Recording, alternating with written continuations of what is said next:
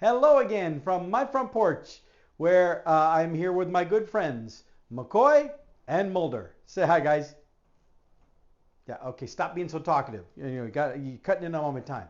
But I am here. You see, I'm wearing my Munsters shirt too. It's like a Hawaiian shirt with the Munsters on it. But it's well, I live in Iowa, and so you don't get a chance to wear Halloweenish kind of Munster shirts a lot because they're best during October, and October is not really a Hawaiian shirt kind of month in Iowa. But today, first part of October here at least, it's pleasant enough, it's warm enough that I can wear it, especially out here in the front porch where here we are in the middle of the day and the sun is really just kind of just baking things in here, and so that's good. So it's time for me to take advantage of that and do an episode. But I want to talk a little bit about the Munsters. I've talked about them before, but I just want to, pardon me, I need these items that you were holding on to. Thank you, McCoy, for holding on to this for me. Sorry I didn't give any to you, my friend, but you're a little bit smaller. You just sit there and keep mind reading the people out there, okay? All right. So, but I have the whole series, both seasons of the whole series, the complete series on DVD, and it's amazing. The series only lasted 2 seasons. People don't realize that, because it shows up in reruns and syndication, and people think it was on a lot longer, but it was only on from 64 to 66, from fall of 64 to spring of 66. This show was off the air before I was even born, and yet it's one of my favorite shows. So I've got that, but it also includes a couple of movies that they did as well. There was the one feature-length movie that they did not long after the show actually was off the air, because it's all still the same cast members, and they go to England, where Herman has inherited a castle, and then the hijinks that ensues from that. The other one was a later one that was, I believe, in the late 70s, maybe early 80s, called The Munsters' Revenge, and I actually have a separate. It's in that box set, but I also just got a separate version of it because I didn't realize it was in the box set at the time. But this one, it's all the same cast except for Eddie. They recasted Eddie because by this point, Eddie had grown up. I can tell you the year. It should be here somewhere, or not. I thought it was right here on the back. Anyway, doesn't matter. But this was a TV movie with Sid Caesar starring as the bad guy. And it's kind of funny because for whatever reason, a wax museum has created wax versions of the Munsters. They're supposed to be just this traditional American family that just happen to look like the Universal Monsters. And yet apparently they were famous enough for this TV movie for this wax museum to make versions of them.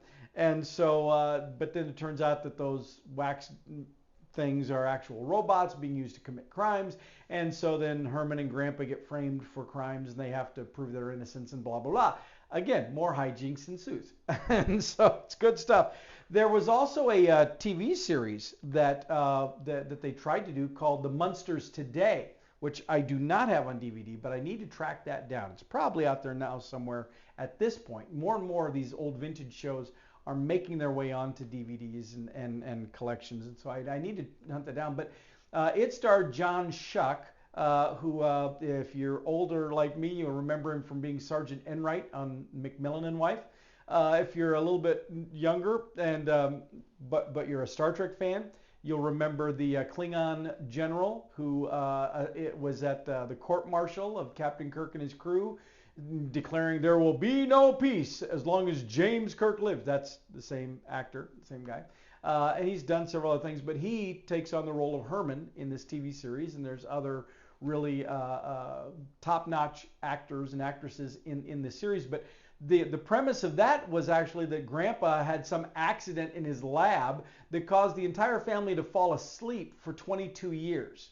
And so the Munsters Today is literally a continuation of the original series. That's what it's supposed to be, picking up with them now in the 1980s and having to adapt to what their life is like now in that range.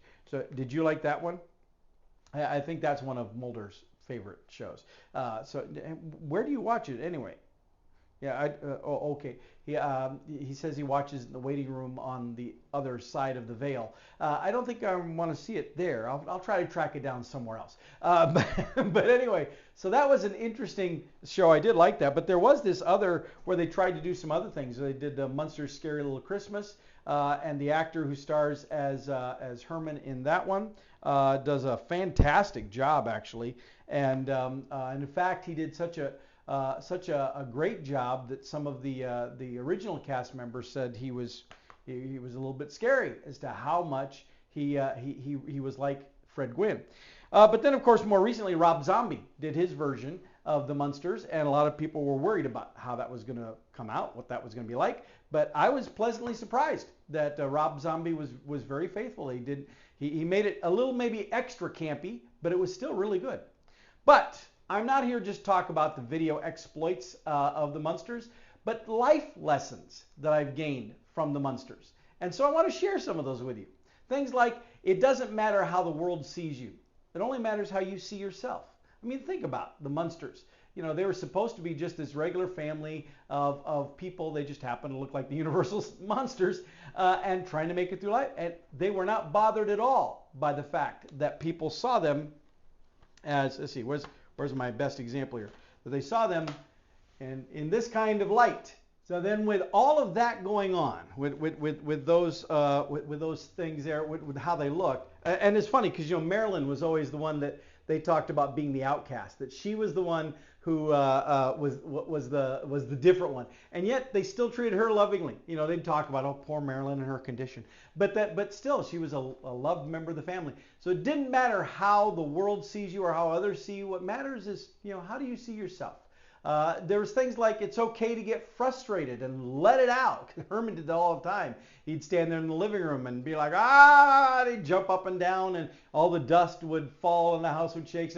But it wasn't just that he got upset. It's that he then would move on. He would, you let it out, you vent it, and you move on. And as much as possible, next life lesson, as much as possible, greet life with a positive attitude and a smile. All of them, throughout the entire show and throughout the movies and everything else, they encounter all kinds of people who are not near as friendly as they are. In fact, in many situations, these Munsters are the friendliest people in the scene, in the encounter. These are the people who are the nice people, who are the ones that are being friendly. And, it's a good lesson for us all. No matter what you encounter or who you encounter, be the positive one. Be the one setting the bar a little higher. And never give up trying. No matter how many times the potion doesn't work, or the front door needs replaced, or you blow up the lab. If you're trying to accomplish something, stick with it. Stay with it. That's probably a third of the shows right there. Was overcoming those kind of obstacles that they created for themselves that they had to overcome. But then also, kind of along with that, but it's more a message for us interacting with other people, is support the dreams of those you care about. No matter how skeptical you might be in how successful those dreams can be. Because a lot of times, we'll hear somebody say, I want to do blah, blah, blah, and we're like, I just don't see that going well. Well, unless it's, detrimental or dangerous or something like that, let them go ahead and try it. What's the harm? Let them do it, because you know what? If they succeed, they will value that you had their back and that you celebrated with them. We see that in several episodes. Herman has his crazy idea about doing something, and so he proceeds with it, and Lily's like, I don't know, or Grandpa's like, Herman, I don't know. And then it works out. Now, it might not work out exactly the way it was originally envisioned, but it still works out, and then they celebrate. Or you let them try the idea and they fail. It doesn't work. In that instance, a comforting hug is always a better response than an I told you so.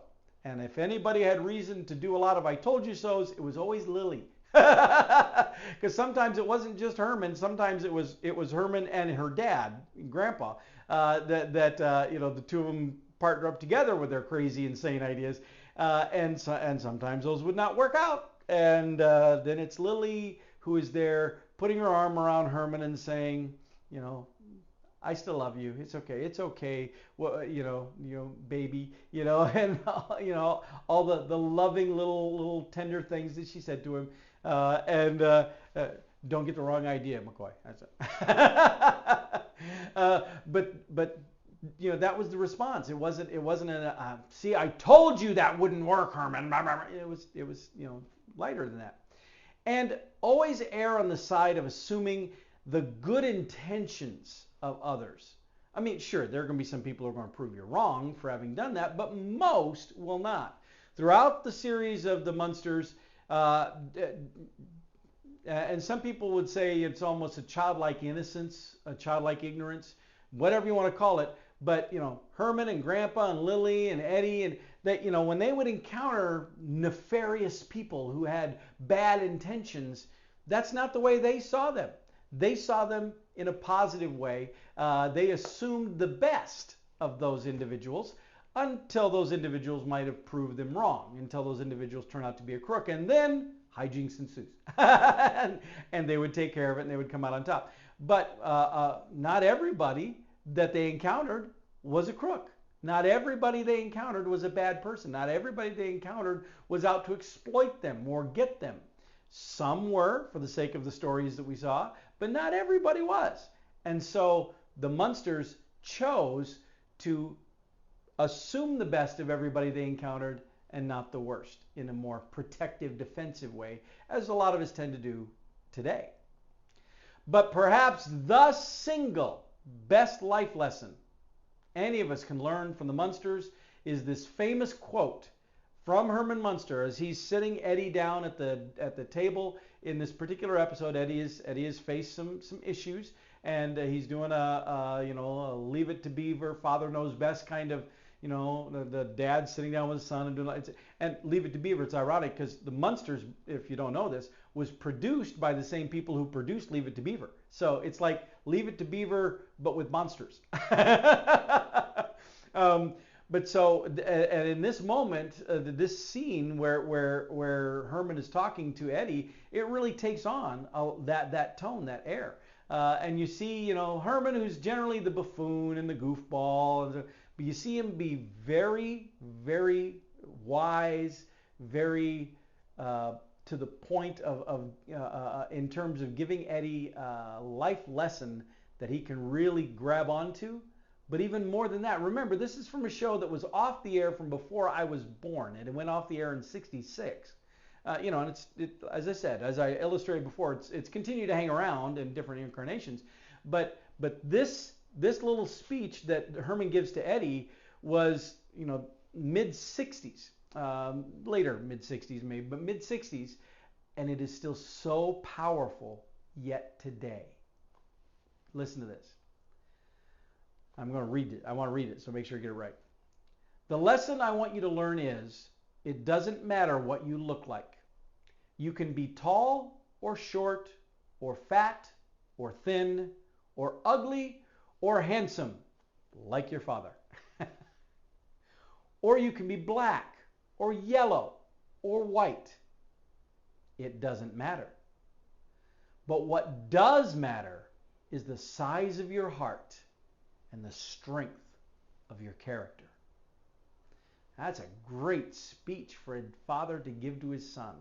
But what's even better is that we saw repeatedly in the series that Herman himself demonstrated this. Now, sometimes maybe his brain was a little small, but there was never any question of his integrity. That the size of his heart and the strength of his character were always, always strong. And there were some episodes that the plot of the episode had to do with somebody trying to corrupt Herman, trying to get him to do something that he shouldn't do, something that was illegal or even immoral. Herman never, ever took the bait. That's impressive. That, as odd as these people may look, and as odd as the scenario is, let's do a family sitcom about a family that looks like the Universal movie Monsters. It totally works. And the stories created role models, genuine, legitimate role models for us to aspire to. And I'll tell you, speaking just as a dad, I enjoy watching Herman and his antics, but increasingly with maturity and with fatherhood, I find little things like this speech that he gave to Eddie to be especially impactful. So here we are in October, where it is totally okay for me to be proclaiming my love for the Munsters and openly sharing about those things. But they provide me an opportunity to make it impactful and maybe even just a little bit profound. So I consider you to take into account these life lessons that I learned from the Munsters that I've shared with you. Maybe you've got some others you'd like to share in the comments as well. And with that, I will see you all next time from my front porch.